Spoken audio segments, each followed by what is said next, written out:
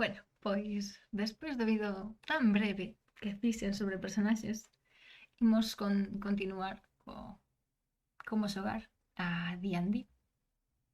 Como a personaxe xa está máis que vista, recordemos: clase, raza, trasfondo, características, competencia, habilidades. Podemos pasar á parte de combate. Vale, como un pouco adiantei noutro, é basicamente o primeiro que temos que ver nos combates son a iniciativa e se hai ataque sorpresa.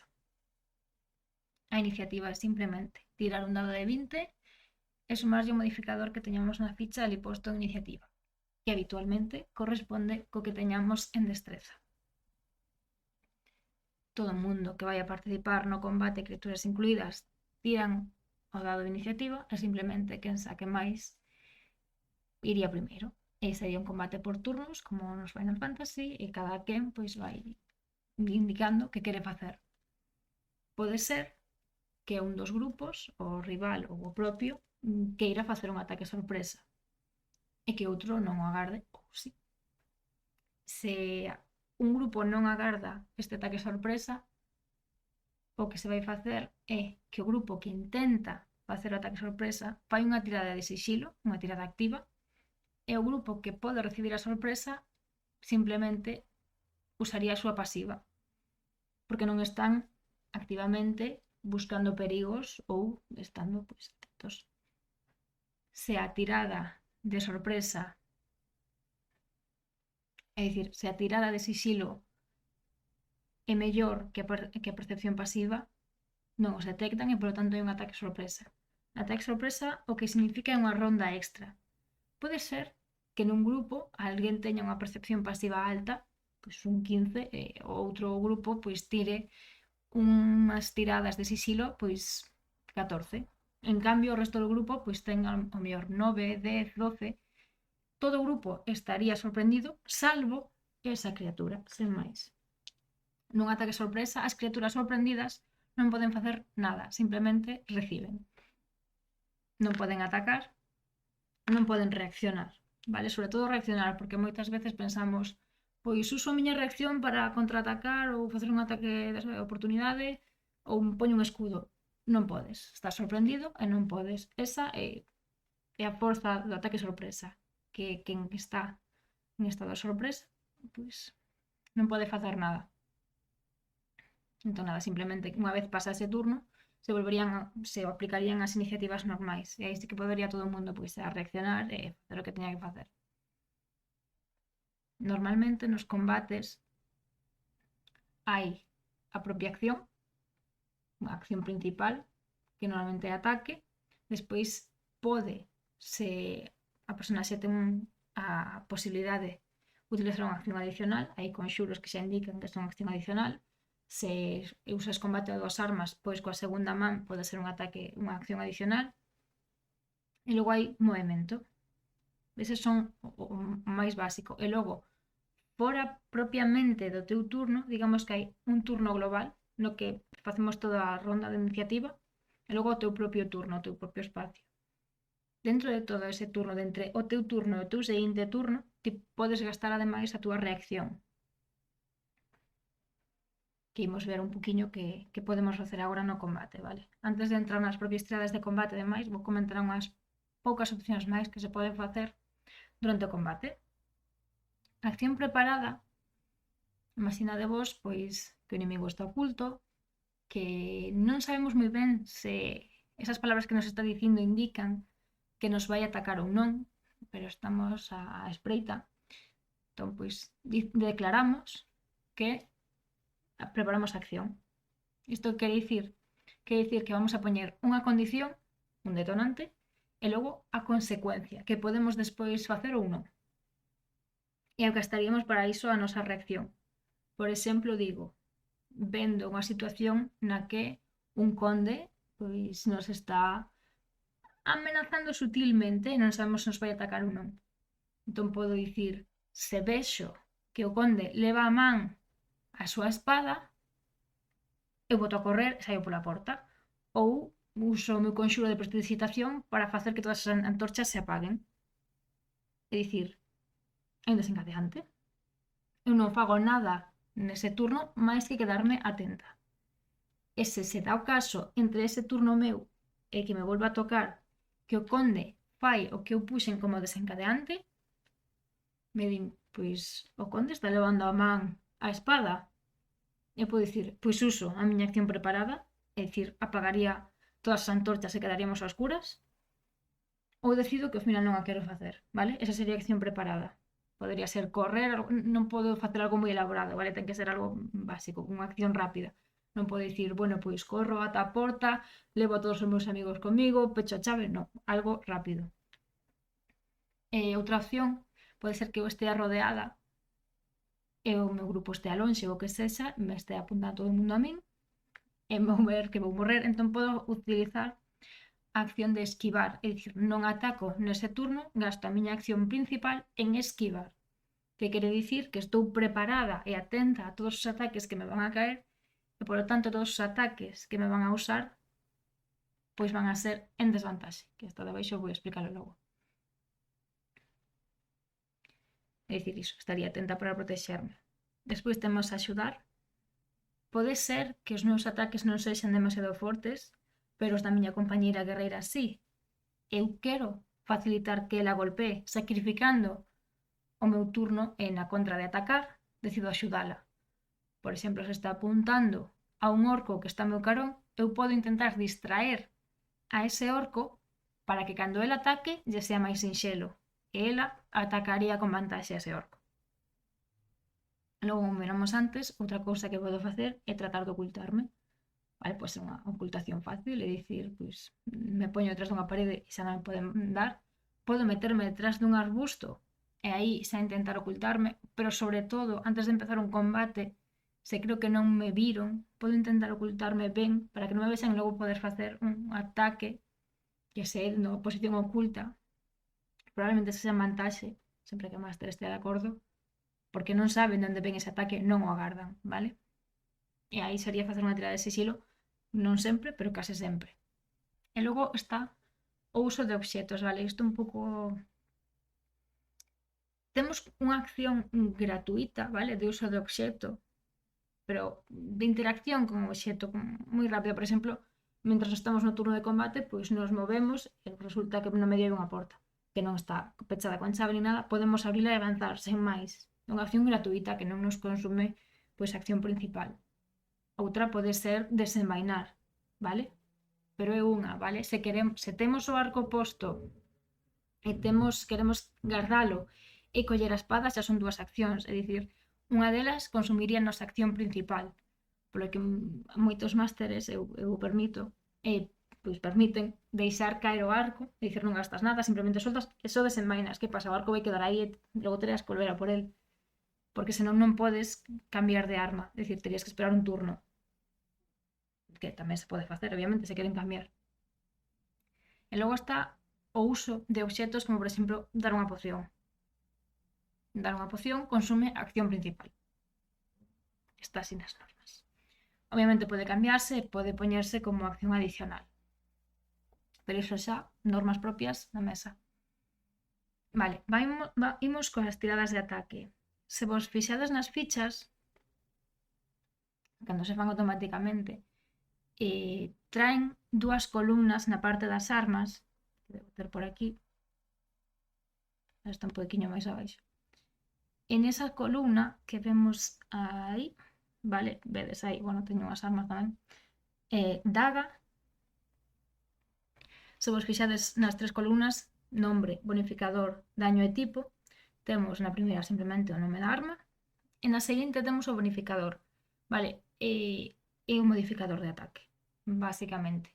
Como se calcula? Pois como estivemos mirando antes, vale? Vaise calcular en base a competencia, porque vamos a usar obxetos nos que sexamos competentes. Se non somos competentes, obviamente non imos a sumar a competencia.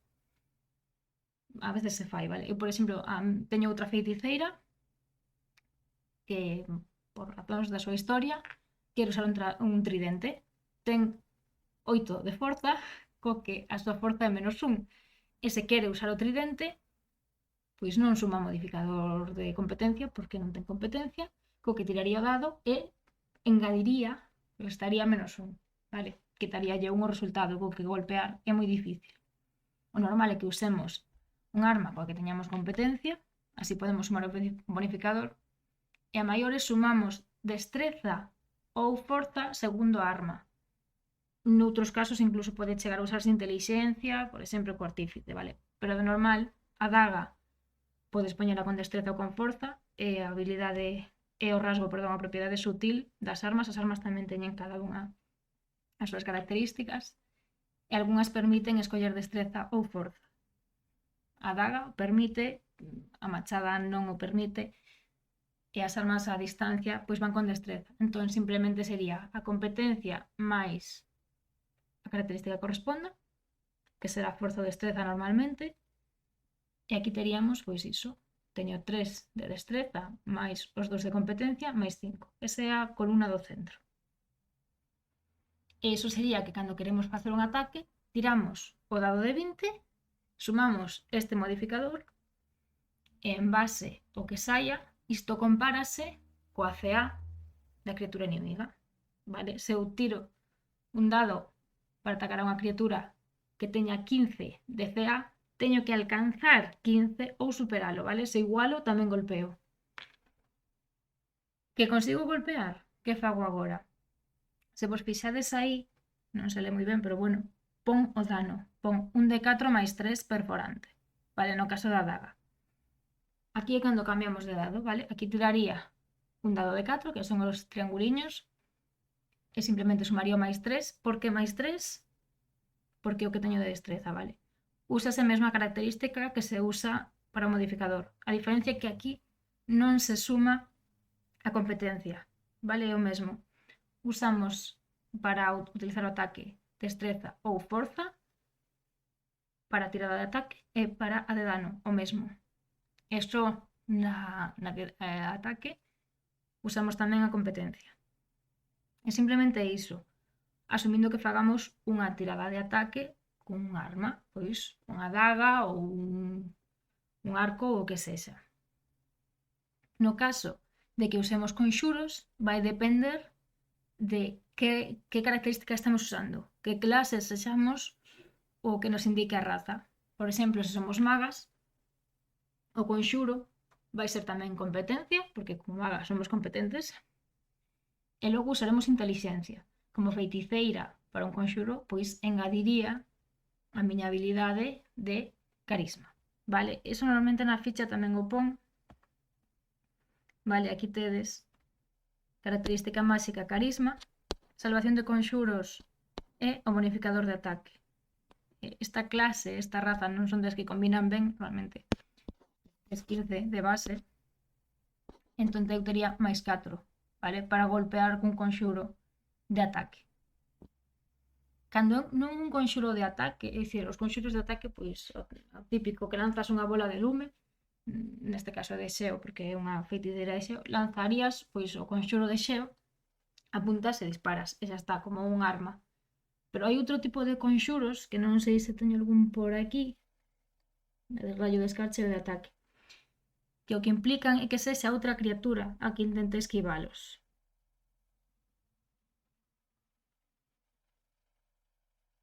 Por exemplo, se vedes aí mans ardentes, que é o penúltimo, e o que fai mans ardentes é simplemente posa a man e sai como un cono, vale? Un área de efecto de cono, e todas as criaturas que están aí, neses 15 pés do cono, teñen que facer unha tirada de salvación de destreza para intentar esquivar o dano por lume. E cal é a tirada que teñen que alcanzar ou superar? Pois o 12 que está aí, vale? Que ven sendo 8 máis competencia máis a nosa habilidade.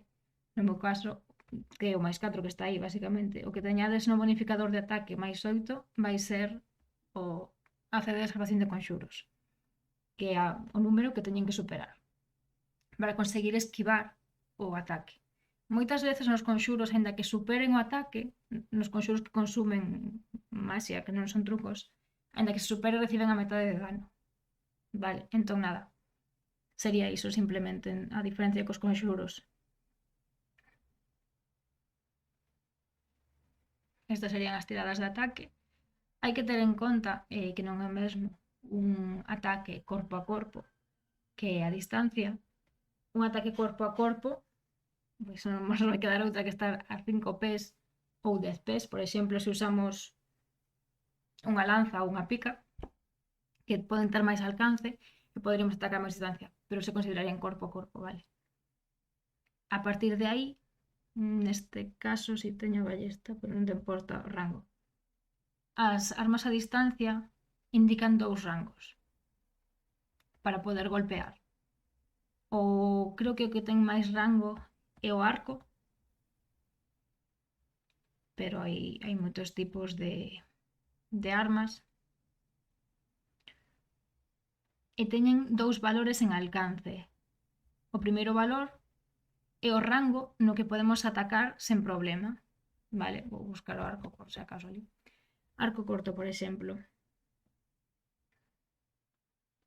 Ten 80 310 de alcance. O que tiremos en menos de 80 pés é unha tirada normal. Tiramos o dado de 20 máis o que corresponda. Podemos tiralo tamén entre 80 e 320 pés, pero digamos que a distancia é bastante considerable e é máis fácil fallar. En ese caso tiraríamos con desvantaxe. E logo, todas as tiradas de conxuros a distancia, é dicir, o de mans ardentes que comentei antes non sería o caso. Unha, porque non tiro eu o ataque, senón que ten que tirar outra criatura, así que xa non se considera a tirada de ataque. E se hai outros, os conxuros poñen de toque, que teña por aí a guerra electrizante, ese tampouco, ese sería corpo a corpo.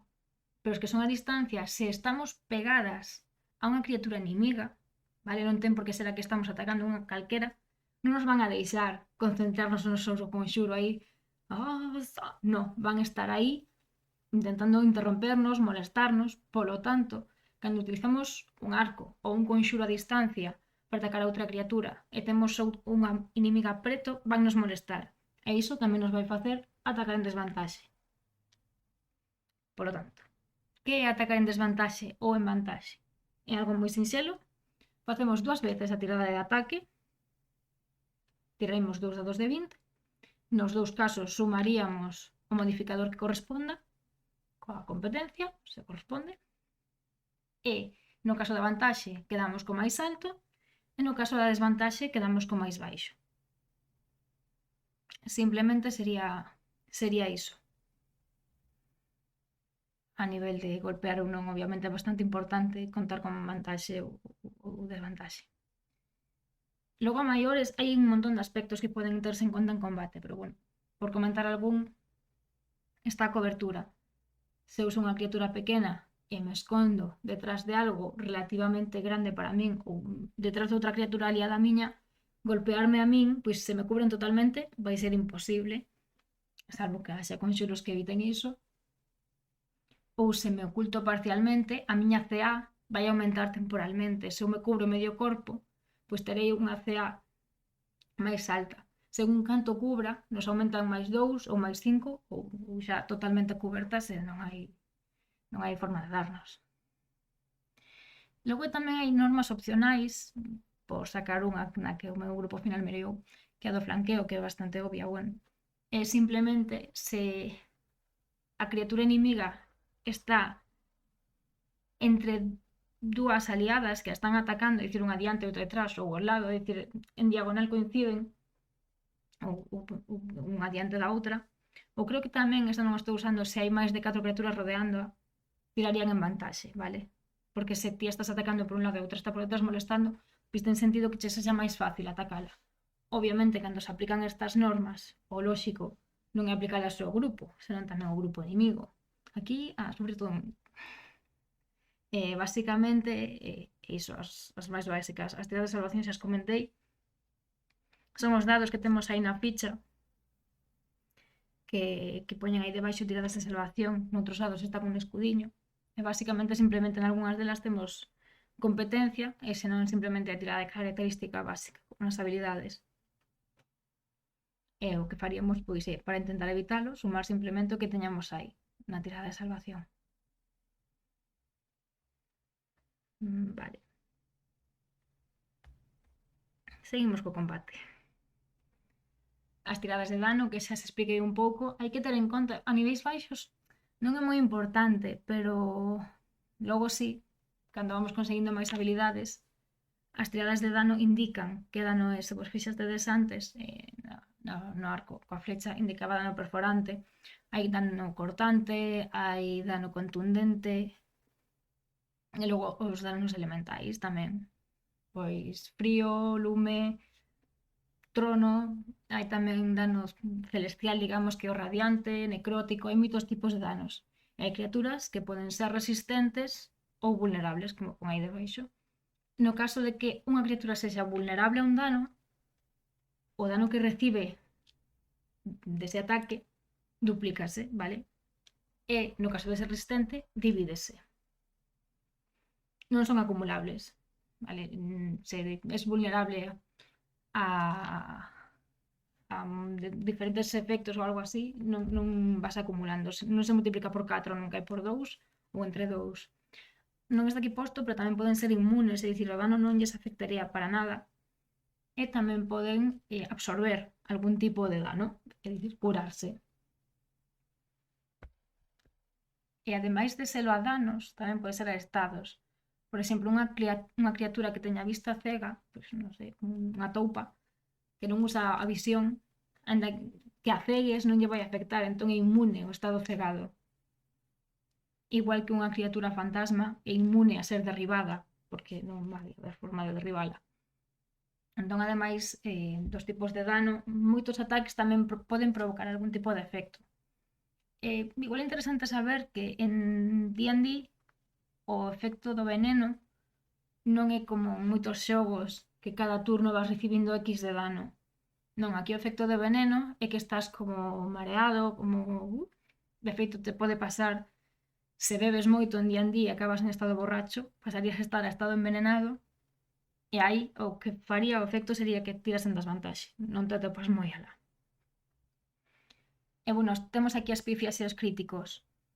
As pifias non están contempladas nas normas de D&D, pero basicamente métense en moitas mesas porque pode ser algo gracioso ou algo anecdótico ao final que pasa a recordarse, é simplemente cando sacas un dado de 1, vale? E nas tiradas de habilidade, convencendo a alguén ou o que sexa, é simplemente que faz o peor que o poidas facer. En combate, moitas veces pode engadirte algún tipo de problema. Pode ser que se che caia a arma, que sen querer golpeases un aliado. Tamén hai unha norma de que cando un aliado está no medio e se intentas atacar unha criatura, súbelle hacia a esa criatura por estar o teu aliado no medio. E se ti digamos que sacas esa diferencia, é dicir, objetivo para darlle tens que sacar un 15 porque está tu aliado no medio, que se non serían 13, se sacas 13 ou 14 lle darías ao teu aliado en vez de coa pifia, pero bueno, iso, cando sacas unha pifia pode ser algo mal, ou que se che caia o escudo e logo teñas menos CA no seguinte turno e te poida andar, que caias derribado, ese sería un incordio bastante importante, porque todas as criaturas que te ataquen corpo a corpo te dacarían en vantaxe, vale, cada estado ten as súas consecuencias. E as pifias, pois é mala sorte. E logo os críticos o que provocan é que cando ti sacas un crítico, que é dicir un 20 natural, non sumado, vale, sacar no dado un 20, quere dicir que lle das extra de dano. Se ti tiñas que tirar 2 dados de dano, porque tiñas, pois non sei, unha espada grande, e ibas a tirar 2 dados de 6 ou 2 de 10 ou os que correspondan, ao facer un crítico tirarías o dobre, vale? Pasarías a tirar 4 de 6. Se ainda eras unha pícara que tes ataque furtivo, que iso che engade 3 dados máis, pois se duplican todos os dados que teñas que tirar. Os modificadores só se suman unha vez, iso sí. Teníamos antes a daga por aí, que era un de 4, pois tiraríamos 2 de 4, sumaríamos unha vez o máis 3. Como aquí eu fago unha norma caseira, vale? Pasaba moitas veces nas partidas que alguén sacaba un crítico e obviamente cando sacas crítico te emocionas, ¡buah, crítico! ¡Buah! E logo tiraban o dano de dado e sacaban 1 e 1 e facían menos dano cun crítico que cun ataque normal.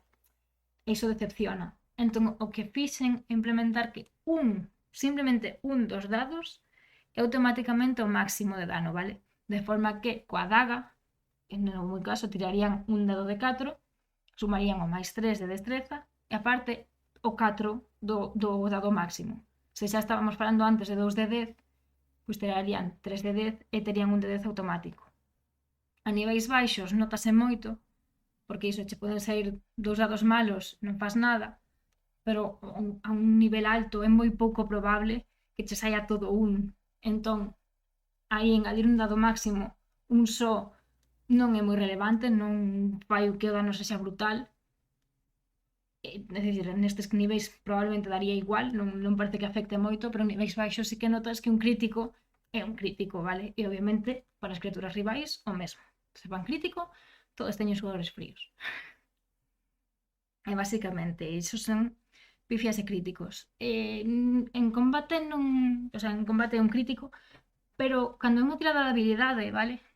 Hai un exemplo, moitos exemplos por aí. Cando sacas un crítico, nunha tirada de habilidade non se considera crítico. Simplemente é que sacaches o mellor que podías sacar. Quere dicir, se eu estou falando coa raíña e digo, mira, é que quería que me dades todo o ouro que tedes no palacio e me deixarades marchar como se aquí non pasase nada. E saco un crítico, pois probablemente a consecuencia sexa o mellor que me podría pasar é que non me cortan a cabeza por esa insolencia. E poida sair dai viva, que xa é bastante, vale? Un crítico non fai milagres. A veces sí que o máster se ven arriba e o fai, porque lle fai gracia, pero sacar un crítico non me implica. Vale, ataques de oportunidade que os comentei antes. Todas as criaturas teñen un rango de ataque a corpo. A maioría teñen 5 pés, é dicir, tes unha casilla que son os 5 pés e todo ao redor é a tua área de ataque. Como se colles unha espada e fixeres así ao teu redor, vale? A área de AOE. Se tes unha lanza, amplíase a 10 pés máis.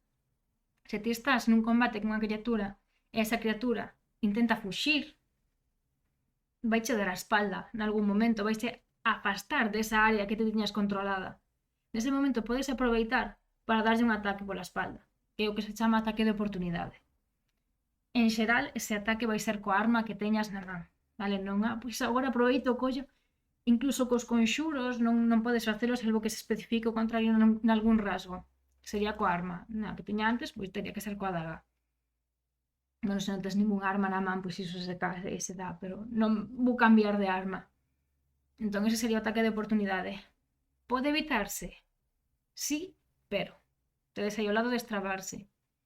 Eu son estou morrendo, estou rodeada e quero escapar.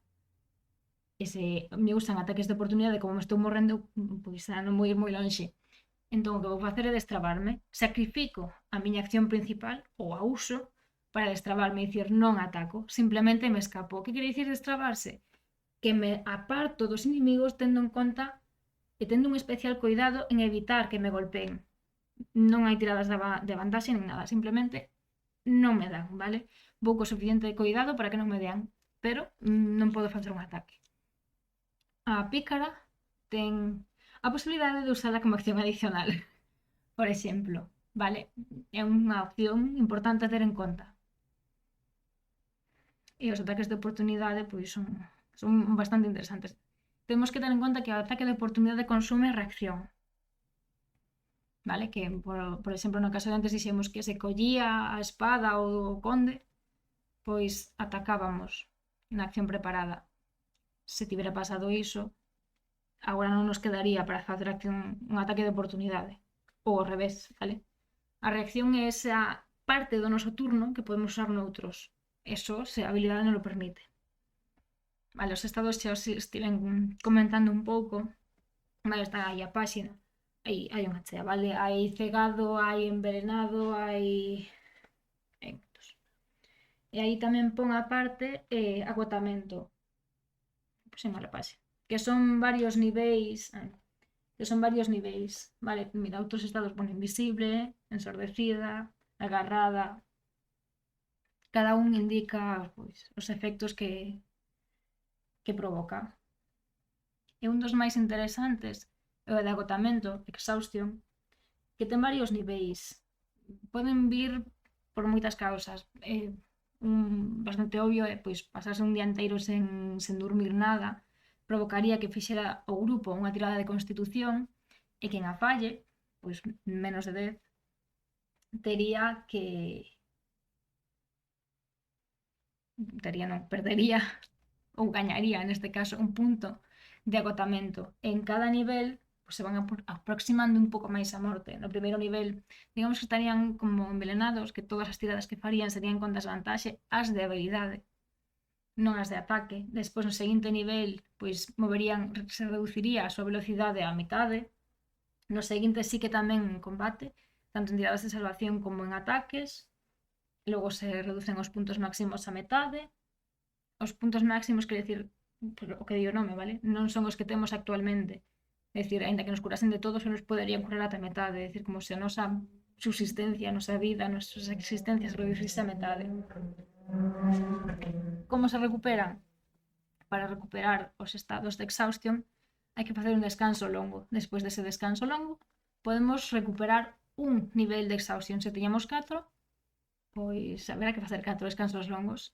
Os descansos longos son descansos de 8 horas, das que 6 son, digamos, dormindo, e 2 son facendo unha actividade relaxada. Podemos estar de garda, pero non podemos estar combatindo ou así. No caso dos elfos, non fan falla que se sean 6 horas dormindo, pode ser 4, porque fan trance. Pero en base ás normas, ao parecer, non poden descansar en 4 horas e xa está, vale? As outras 4 teñen que facelas tamén de relax, aínda que poden estar expertos e facendo algunha actividade, como a miña que facía pocións. Vale? Vale, os descansos xa os estou comentando. Aparte dese descanso longo, nos descansos longos o habitual é que se recupere todo, salvo o que acabamos de comentar de agotamento, que se recuperaría un nivel. E logo están os descansos curtos, que son de mínimo 1 hora, e que son os que nos permiten gastar os puntos de golpe que xa os comentamos na outra, que son un por cada nivel que teñamos en cada clase.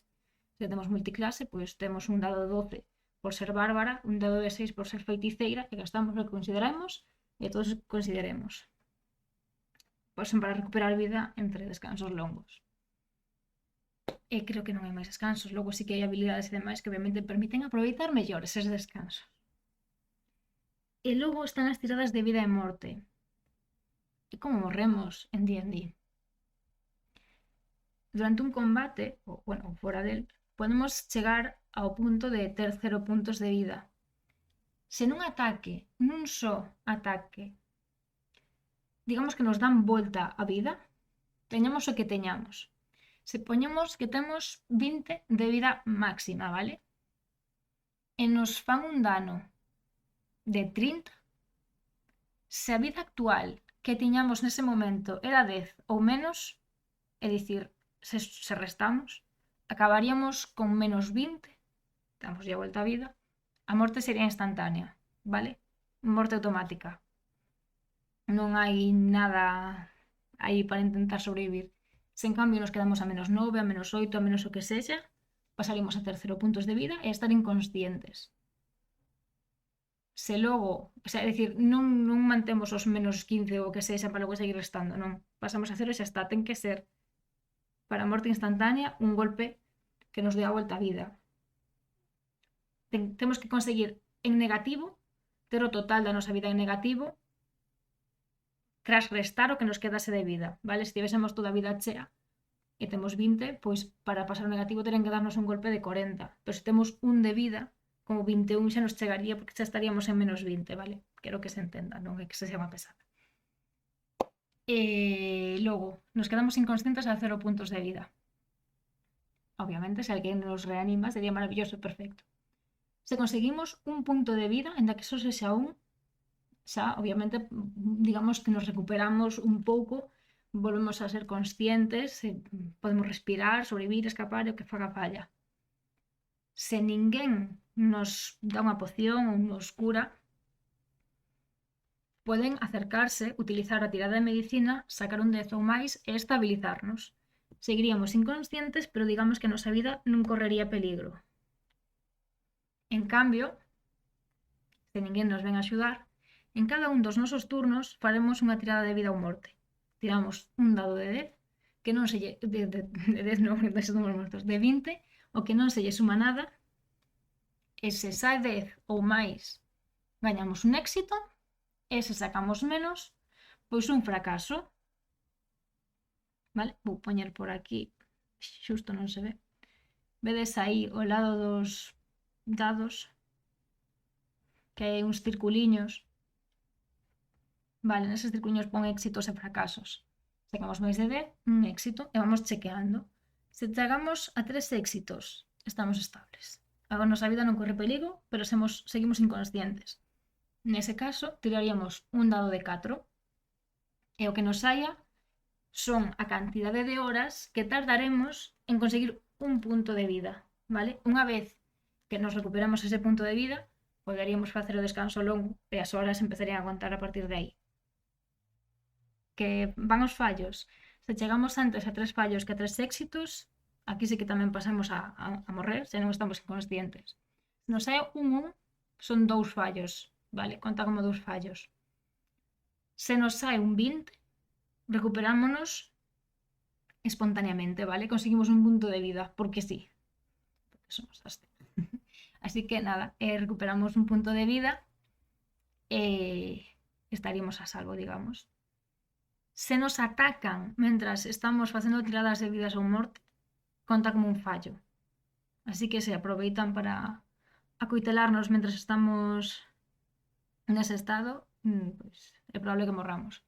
Morremos definitivamente unha vez que temos os puntos de vida en negativo ou conseguimos de outra modo? Sí e non, é dicir, hai conxuros que permiten traer a vida a alguén que morreu pois hai un mes, hai 2 semanas, son conxuros caros, vale? Normalmente non son sinxelos de ter, consumen moitos obxetos caros, son de niveis altos, é dicir, non cun curar feridas non vai servir, vai ter que ser un conxuro de revivir, entón moitas veces non está ao alcance do grupo facelo. Agora ben, se o máster considera que un mago amablemente, unha criatura, un clérigo amable pasa por ali e os quere curar, pois olles, pódese. Pero en principio a opción está, pero é bastante complicada de conseguir a menos que teñamos moito nivel e bastantes cartas. O habitual é que te fagas outra personaxe e xa está. Hai en aventuras, sobre todo en mazmorras, que é habitual, vale, que o grupo xa vai con varias personaxes e máis. Personalmente non me gusta ese estilo, gústame ver como as personaxes evolucionan. E se se morren todo o rato, pois non evolucionan moito, vale? Pero bueno, ao final son estilos e iso a quen lle gusta máis pois facer mazmorras, facer combates complicados e demais, pois pasa. A min tamén me gustan os combates complicados, pero sigo tendo interese en ver como evoluciona a personaxe sufrindo nese combate complicado. E basicamente estes serían os aspectos de combate. Logo temos as magias. As clases máxicas xa as comentei. Maga, intelixencia, porque estudiou. Bruxa, carisma, fixe un pacto con alguén ou algo. Feiticeira, maxia innata, vale? Ou non innata, pero é adquirida de alguna forma en principio intencional. E tamén sería carisma. Logo hai clases semimáxicas, como, pois, por exemplo, exploradora, que ten algúns conxuros de maxia, pero non é unha clase eminentemente máxica. Estas nas multiclase, para calcular a cantidad de conxuros que se teñen, faise como unha media entre as clases máxicas que tes, ignorando a bruxa que vai aparte. En estas clases contarían como medio máxicas, a metade dos niveis. Pero xa iso xa veredes no libro.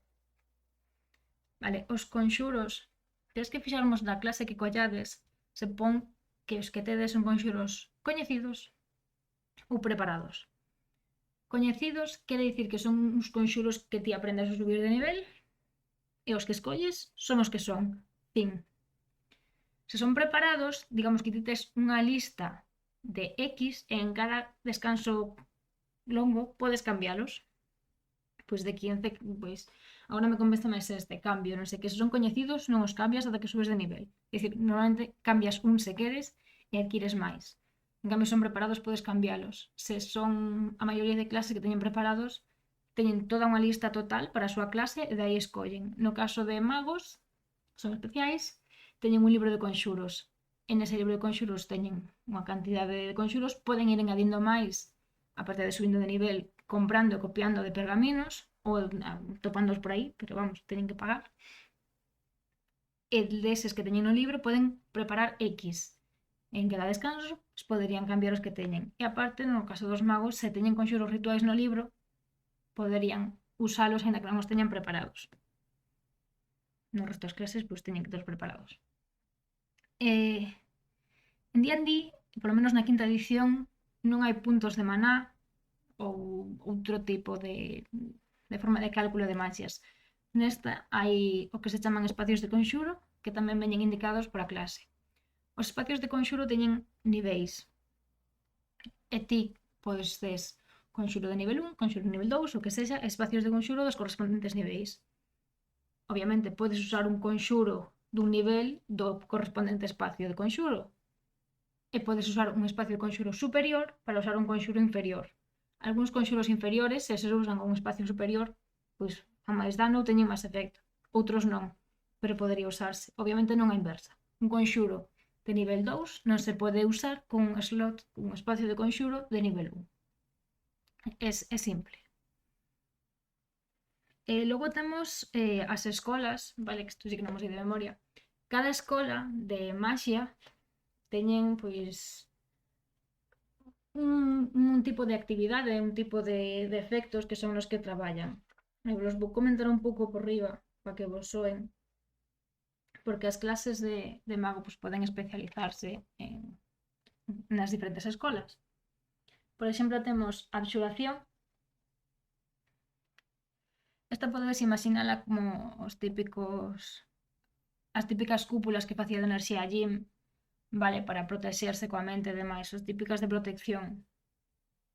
Logo está a conxuración, que podes relacionarla con transportar cosas, vale? Conxuro, aparece, desaparece obxetos ou persoas ou criaturas ou o que sexa. A adiviñación, bueno, como o propio nombre di, pois nos permite un pouco coñecer o que non está ao noso alcance, quizáis, vale? Obter información, de algún modo, poder xogar co futuro, cos acontecementos. Encantamento é como influenciar, vale? Afectar o comportamento de outras criaturas, facer que fagan o que queremos. Temos evocación, que é a escola de dano por excelencia, vale? A de ataques. E logo temos ilusión, que é xogar coas mentes, pero non obrigándolles a facer algo, senón a querer algo, pois. Finxo que son outra criatura con un conxuro, vale? Non altero o meu corpo, realmente parezo que o alterei. Logo temos nigromancia, que, bueno, esta creo que é bastante coñecida, pois xogar un pouco coa vida e coa morte, levantar criaturas que xa morreron. E logo esta transmutación, que a diferencia da ilusión, neste caso, o noso corpo sí que se altera, vale? Cambiaríamos os nosos rasgos realmente. Non é só unha apariencia, non é ese que nos tocan, é diferente, non. Aquí cambiaría o propio corpo. Hai que ter en conta que, ainda que escollades unha escola ou outra, que isto no caso dos magos, do resto non son tan relevantes as escolas. No caso dos magos, vas ter beneficios sobre a túa escola, os conxuros van ser máis baratos, pero podes coller de todas as escolas, non te limitas a que escolles.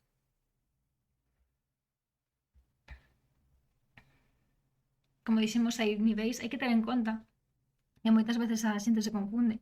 Ti podes ser maga de nivel 5, pero non vas ter conxuros de nivel 5. Os conxuros que se poden ter como personaxe creo que son ata nivel 9, ainda que hai máis, pero sobre todo para NPCs, non escalan igual que o nivel. Entón hai que ter iso en conta, vale? Hai certos niveis, non todas as clases poden chegar ata o máximo nivel tampouco, só as que son clases máxicas. E hai que ter en conta puxen aquí un exemplo, o de revivir, porque creo que ten un pouco que quería comentar. E tedes que ter en conta sempre os componentes. Vedes aí, no conxuro, pon nivel 3 nigromancia, para que vexades a que nivel se pode revivir, a que nivel de conxuro. Tedes a orixe, bueno, iso é o libro no que podería aparecer, tedes os componentes, vale? Vedes que pon VSM. V componente verbal, é dicir, tens que poder falar, expresarte verbalmente, Se polo que sexa está silenciado ou non podes falar, non vas poder usar este conxuro. As feiticeiras teñen metamaxa e unha delas é sutil e te permitiría usar o conxuro sen componente somático nin verbal. Pero de xeral, se te pon verbal e non podes falar, non o podes usar. A S, acabo de dicila, é somática e simplemente tens que ter as mans libres para poder facer algún tipo de xesto. E M é material. Requires de algún obxecto material. Normalmente as clases máxicas compran ou adquiren un saquiño de componentes que digamos que leva todos os obxectos que precisan. Ou teñen un foco, vale? Un colgante, un anel, algo que poidan suxeitar, dado o caso, ou tocar para usalo, para canalizar a súa maxia en componentes, digamos, que sean mundanos. Se non teñen isto, pois requiren dos componentes que poidan ser, vale? Por exemplo, tiña unha elfa pícara que tiña o conxuro do mensaxe e creo que necesita un fío de cobre ou algo así e non me iba a gastar un saquiño de componentes, entón levaba un anel feito de fío de cobre e xa está. Pero nas clases máxicas sí que van a necesitar máis, entón normalmente sí que os adquiren. Todos os componentes que estean entre paréntesis, sen máis, poden cambiarse polo saco de componentes ou foco arcano, salvo os que poñan o prezo, que neste caso tedes aquí diamantes de 300 pezas de valor. E ademais indica que se consumen. Pode haber obxectos que poña aquí que se consumen e non poña valor. É raro, pero pasa. Creo que era en protección contra o ben e o mal. Que pon que consume gotas de auga bendita, pero non pon o prezo. Se poñen o prezo, ese obxecto ten que terse a maiores do saquiño. É dicir, para usar este conxuro hai que ter un diamante de 300 pezas de ouro ou máis. E ademais vaise destruir ou usar o conxuro. Co que, noutros casos sí que se pode, basta con telo e podes usalo todas as veces que queiras, neste caso non. Entón simplemente se pon que se consume, pois terás que conseguir ese obxecto cada vez que queiras facer o conxuro. Logo vemos que ten aí pois tempo de lanzamento, unha acción, no combate recordamos que hai acción principal, sería esa. Outros poden poñer acción adicional, outros porán reacción. Alcance toque, é dicir, tes que estar ao lado da criatura. Alcance podemos ter tamén outros como distancia, pode ser persoal, que quere dicir que só os podes usar contra ti. Son de toque pode ser, bueno, neste caso non porque revivir, pero en outros casos poderías usarlo a ti mesma. A duración, instantáneo quere dicir pois que non xa está, o fase xa está. Hai outros que duran un minuto, que se non o comentei, se un conxuro pon que dura un minuto, vai durar todo o combate. Cada turno, cada quenda do combate, estimase en 6 segundos. É raro que un combate dure 10 turnos, vale? Entón, nun minuto prácticamente vai querer dicir que todo o combate. Logo hai outros que poden durar horas ou incluso días. E logo temos, neste caso non ten, poden ter unha R ou indicar ritual, que hai algunhas clases que poden usar rituais. Se usamos un conxuro como ritual, quere dicir que invertimos un tempo, non o vamos a usar no medio do combate, vale? Fora de combate, podemos usar eses conxuros con calma, tomando o noso tempo, e non gastaríamos espacio de conxuro ou usalos, vale? Detectar maxia, por exemplo. E logo, outros teñen concentración. Normalmente son conxuros bastante interesantes os que teñen concentración. Que queren dicir? Só podemos concentrarnos nun conxuro a vez, polo que non imos a... O sea, se queremos lanzar outro conxuro de concentración vais a desfacer o previo.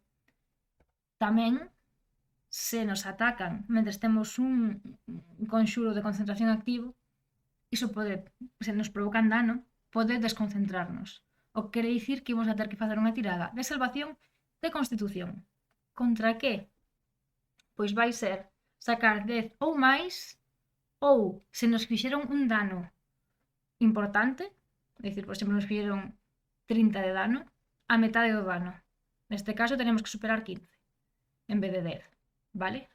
Temos que superar 10, bueno, alcanzar 10 ou a metade do dano, o que sexa maior. E se fallamos, pois perdemos os efectos do conxuro. E igualmente podemos rematar o conxuro cando queiramos. E logo temos as áreas de efecto, non sei se recordades que con mans de lume comentaba que era un cono, vale? Cada conxuro, pois, algúns teñen diferentes áreas. Neste caso non ten área. Pero algúns, se tes un área de 120 pés, en esa área, pois podes facer un cono, unha esfera, algo, se indica cada conxuro a área que ten. E de onde parte, pode partir de ti ou pode partir do punto que te indiques. Iso tamén hai que terlo en conta. E se hai aliados polo medio, algunha clase máxica permiten esquivalos, pero noutras non. Entón, nada, te en conta iso. Mas son un pouco complexas, teñen bastantes aspectos que ter en conta. Pero bueno, non teñades medo.